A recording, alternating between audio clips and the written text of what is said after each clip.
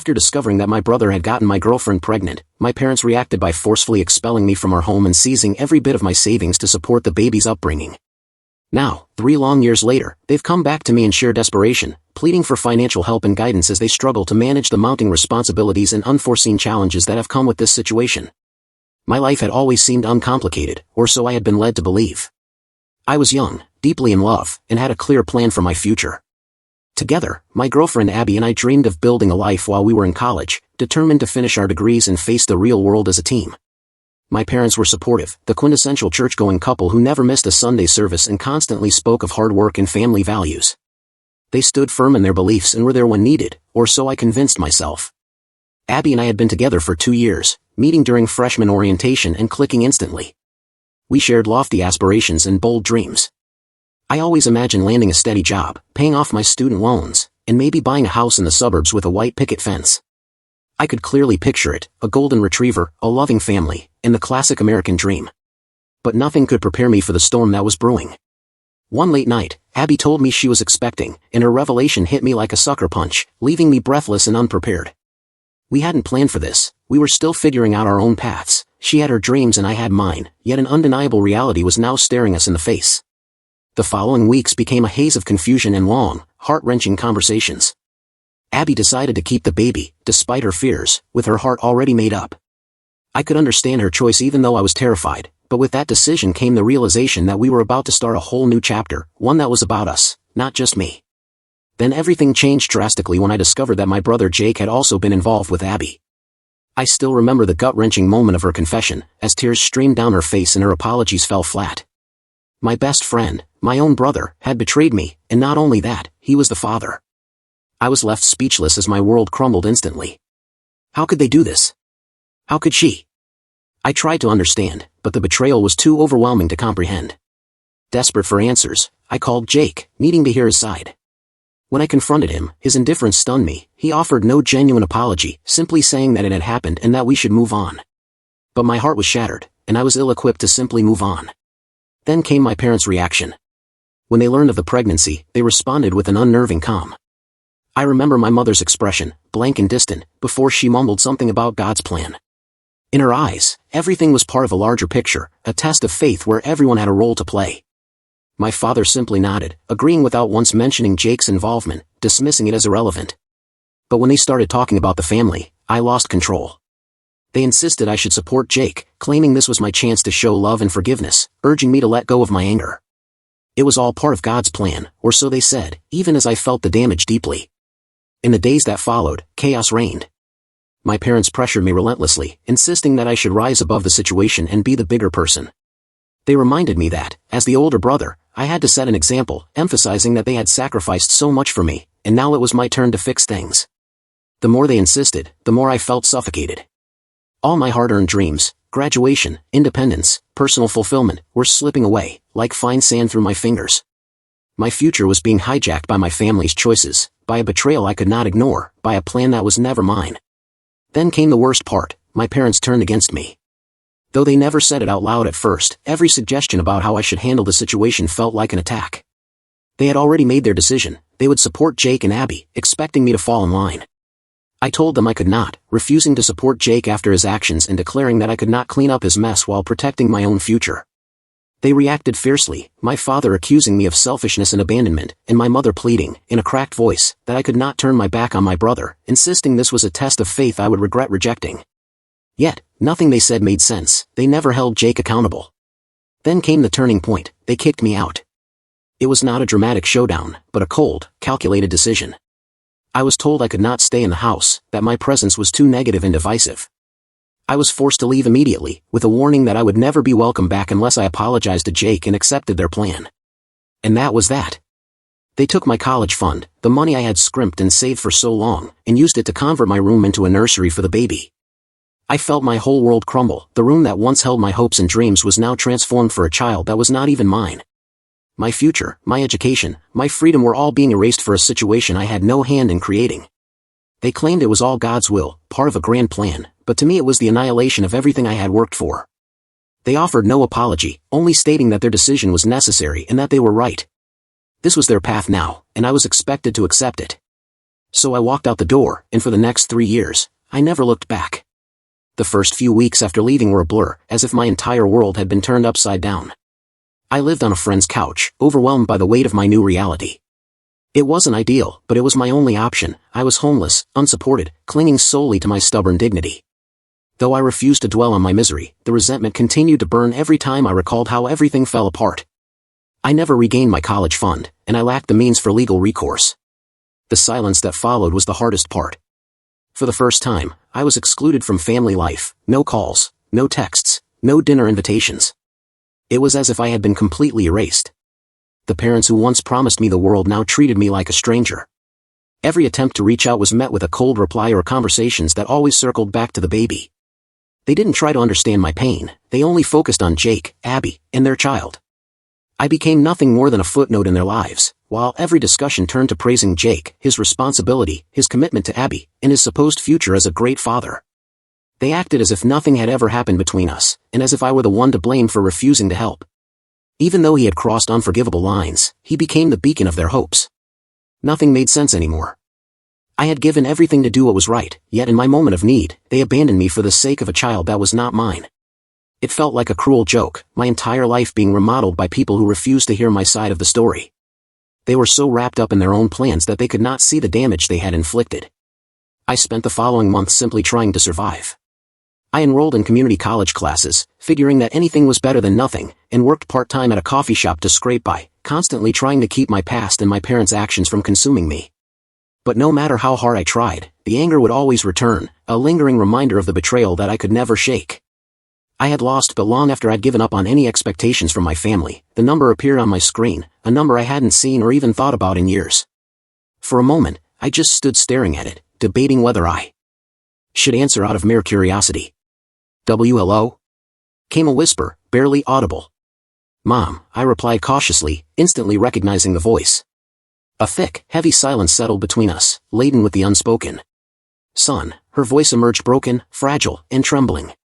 It was my mother, uttering my name like a prayer, as if the sound alone could save her. I remained silent, letting her own desperation sink her deeper. The quiet seemed to disturb her. Almost immediately, she began to explain, her words tumbling out in a disjointed, incoherent stream. She told me they'd lost everything, the house, their savings, the stability they'd always taken for granted, gone without warning. She mumbled something about a bad investment and a vague hint of fraud. According to her, my father had been too proud to admit their struggles until it was too late. Now, they were drowning financially, barely managing their bills, scraping together enough food to survive. "Are you still listening?" Her voice cracked under the weight of her own shame. I answered with a deliberately neutral tone, distant, wishing she could feel the separation, the casual detachment that had formed when they turned their backs on me. She continued, her words hesitant yet persistent. She told me how she wanted things to be different. She apologized for how they had treated me and begged me to come home to help, to be the son they now desperately needed. I waited in silence until her pleas dissipated, hanging in the air like smoke in a sealed room. When I finally spoke, my voice was calm, measured, almost impersonal. I reminded her that it had been 3 years since they decided they didn't need me, 3 years since they took everything I had worked for and gave it away to someone who didn't deserve it. I told her that all that time I had been fighting to climb out of the hole they'd thrown me into, rebuilding my life brick by brick, all on my own. And now, after all this time, she thought a few tears and a half-hearted apology could undo it all. I didn't raise my voice, there was no need. Every word was like a scalpel, cutting through any faint illusion of forgiveness she might have held. When she tried to interrupt, I didn't let her. I told her that she could not rewrite history just because it was convenient for her. I made it clear that I had been nothing to them then, and I was nothing to them now. Desperation fractured her voice as she asked if I really hated them enough to let them suffer. "They're my parents," she reminded me, "and those bonds are stronger than anything." I laughed, a sound that didn't even seem to belong to me, and replied, "Blood only seems to matter to you when it's convenient, when you need someone to clean up the mess you've made." Then, I uttered the words I knew would hurt most. I told her I was only human, unable to understand God's plan. I said it with enough bitterness to sting, turning their own sacred words back on them.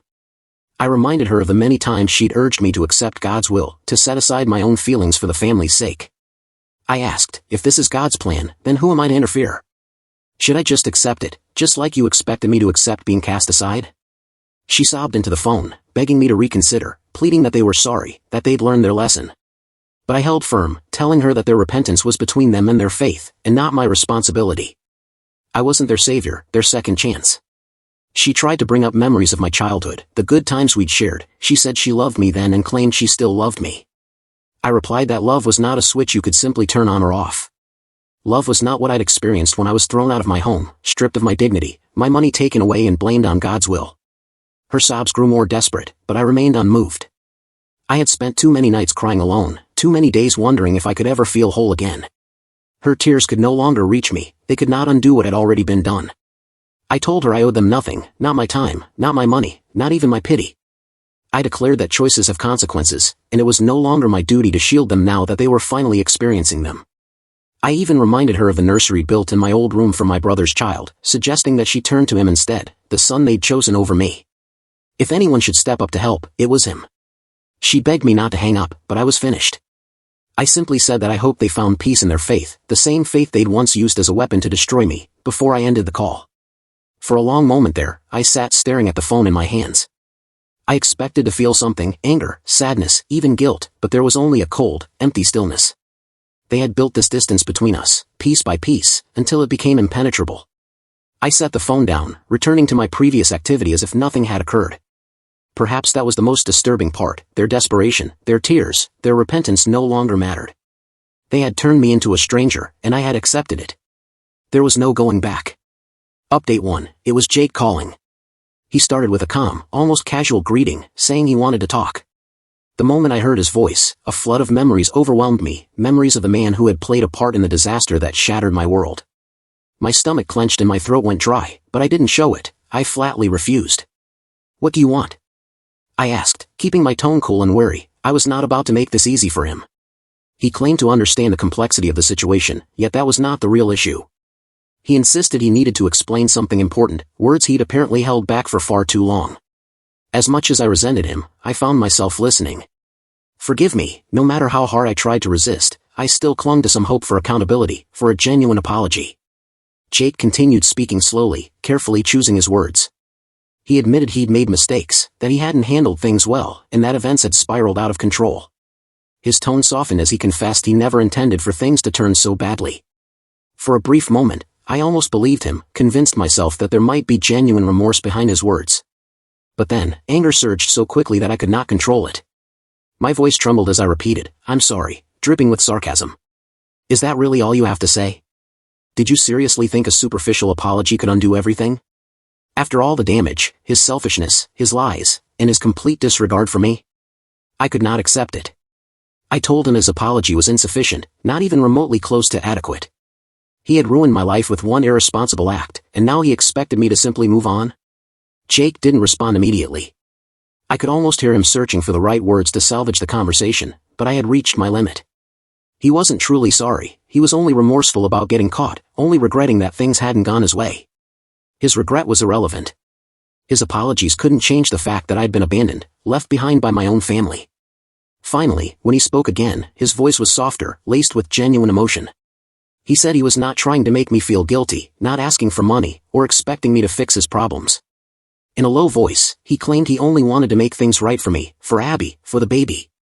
I could sense the weight of those words, yet no matter how sincere they seemed, it was too late. It didn't matter, he could not fix this, not now, not ever. I reached a breaking point. "Stop," I yelled. "I don't want to hear it. This is about you, the damage you inflicted, the choice you made to hurt me, and the betrayal of everything we once shared. Nothing you say will ever change that." Jake's voice began to waver as he apologized once more, now sounding more desperate. But I was done, I had heard enough. He could say I'm sorry 1,000 times, yet it would never erase the pain or repair the destruction he had caused. I told him I didn't want to hear another word and hung up. Update 2, a week later, the phone rang again. This time, a different name appeared on the screen, Abby, my brother's wife, and the mother of the child they had kicked me out for. For a moment, I hesitated before answering, but curiosity got the better of me. I wanted to hear what justification she might offer for dragging me back into this chaos. Her voice came through softly, almost timidly, as if she were treading on fragile ground. She greeted me tentatively and expressed hope that I was doing well, and mentioning it had been a long time since we last spoke. I didn't reply, letting an awkward silence grow between us. I wasn't planning on making this conversation easy for her. Eventually, she got straight to the point, telling me that my mother had informed her about our discussion the previous week, about how dire the situation had become and how bad things really were. She acknowledged my anger, but pleaded with me to consider my nephew. According to her, he was innocent in all of this and didn't deserve to suffer for the mistakes made by the adults around him. I felt anger starting to build, slowly and stealthily. Could she really have the nerve to call me and expect me to fix the mess they created? And now, she was dragging a child into it. I clenched my jaw, trying to hold back the emotional storm inside me. Still, she continued. She mentioned that my nephew admired me even though we had never met, claiming he deserved a fair shot at a good life. If I could only find it in my heart to forgive them, it would make all the difference. I cut her off, my voice cold and low, demanding that she stop. I told her I didn't want to hear another word about that child. If she believed mentioning him would magically erase years of pain and betrayal, she was even more deluded than I thought. Startled by my bluntness, she stammered an apology, insisting she didn't mean to upset me and that her only aim was for me to understand. She reminded me that family was meant to stick together during tough times. That was when I lost control.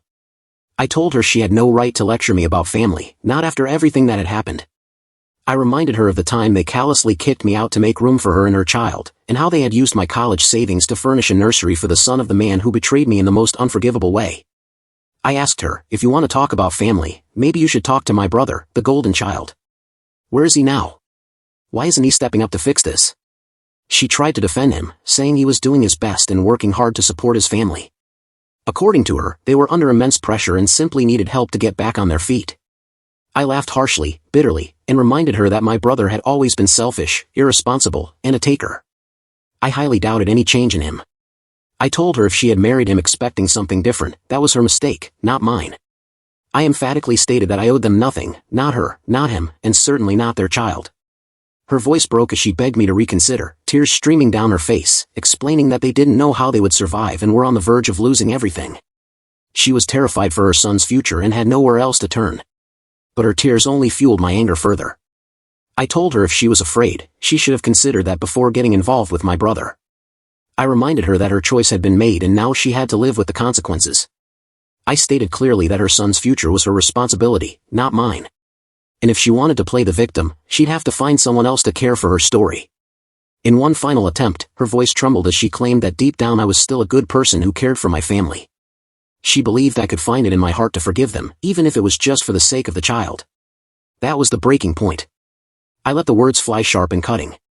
I called her a coward for using a child to manipulate me, and I labeled her delusional for thinking I would ever forgive them. I accused her of being selfish for expecting me to clean up the disaster her husband had created. I even remarked that she and my brother were a perfect match, both used to taking without ever giving back. When I finished speaking, her sobs became uncontrollable. She tried to say something, but I didn't give her the chance. I commanded her to save her tears, because they didn't work on me. I suggested that if she wanted to talk to anyone, my parents, my brother, or anyone who truly cared, then they should be informed that I was done being their scapegoat. Before she could respond, I ended the call. My hands were shaking, but it wasn't regret, it was a burning anger that left a bitter taste, a fire that continued to smolder long after the flames died out.